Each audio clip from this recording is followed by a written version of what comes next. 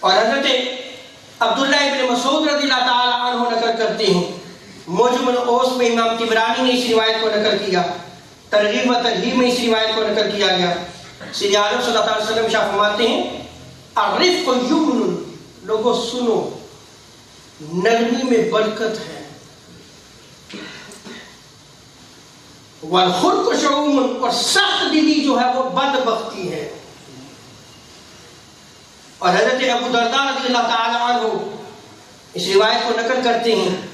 الادب المفرد میں امام بخاری نے اس روایت کو نقل کیا ہے۔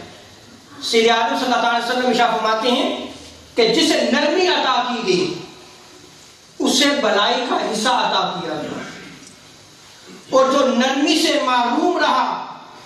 وہ بلائی حاصل کرنے سے بھی محروم رہا۔ اور قیامت کے دن جب وزن کیا جائے گا، جس ترازو میں رکھ کر اعمال تولے جائیں گے،